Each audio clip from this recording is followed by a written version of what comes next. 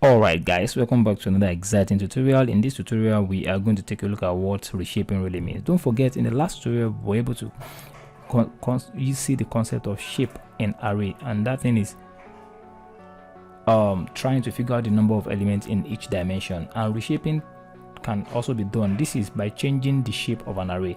By reshaping we can do add or remove dimension. I repeat, by reshaping we can add or remove dimension or change the number of elements in the dimension. So without no further ado, let's dive in. So I'm going to say import NumPy as what np, the will roll as toss, and here we are going to say arr is equals to an np dot array, and by the time you do that you will be able to say let's give it the number of 1 to 12, 1 2 3 4 5 6 7 8 9 10 11 12. Okay, so by the time you do that, that means you oops, sorry, there's an error somewhere.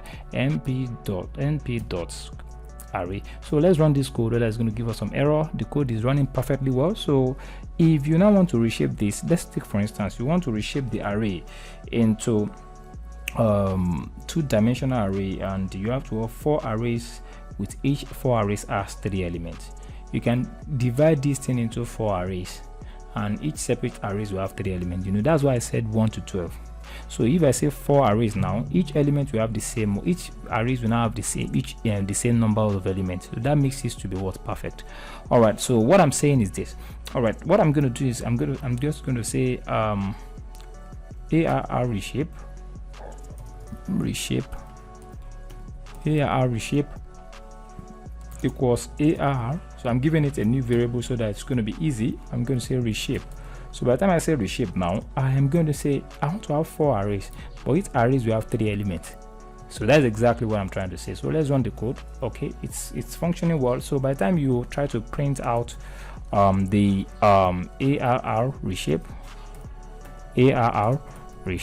it's going to be very easy. So let's run the code. Okay, you can see it gives us something like a matrix. You can see 1 2 3 4. This makes this a what?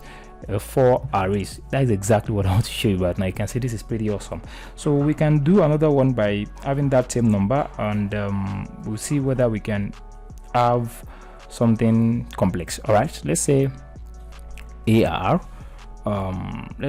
reshape 2, arr reshape 2, and all right, reshape 2, and all right, so we are going to say, okay, this we want to reshape this array using this reshape functions. Okay, so and we are going to say arr. Arr reshape 2 is another variable, so it's not going to affect the first one at the top. All right, dot reshape, and that this one we want to say we want to have array inside array. That's what makes it multi-dimensional array. So I want to have 2 arrays that contains 3 arrays, and the 3 arrays contains 2 elements. You can see what it means. So okay, so the last one is the element. Well, anything that comes before the last one is array inside array. So if I have this one, I will say array inside array. If you have this one, this is going to be 2 arrays that contain 3 arrays, but the 3 arrays contain each element and 1 element. So if I say this one now, that means 2 arrays contain 3 arrays, which contains another 2 arrays, but each array has 1 element. But I want to stop it here. So the last figure is the elements, while the other one that is coming from the back is arrays. The arrays. All right, good. So let's run this to debug.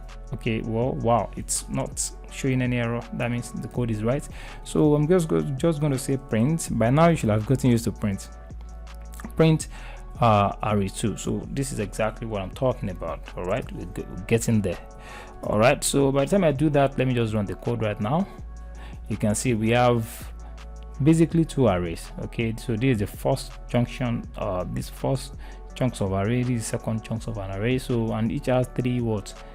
An array of and sub array 1 2 3, and each one has 2 what? Elements. You can see we have 2 elements separately in each of these arrays.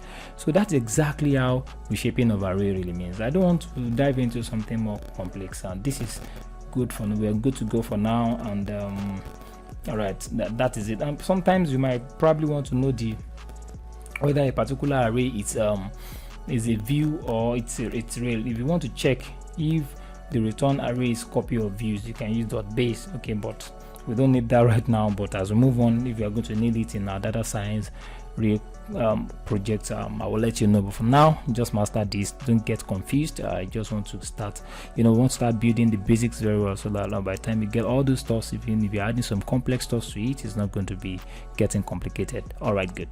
All right, so you understand what it means right now, though. So this is where we are actually going to stop. In the next tutorial, we're going to dive into what is called array iteration. This is when you start looping through array, try to figure out what exactly is inside its elements. We're going to figure that one out in the next tutorial. Until then, I'll see you in the next one. Bye.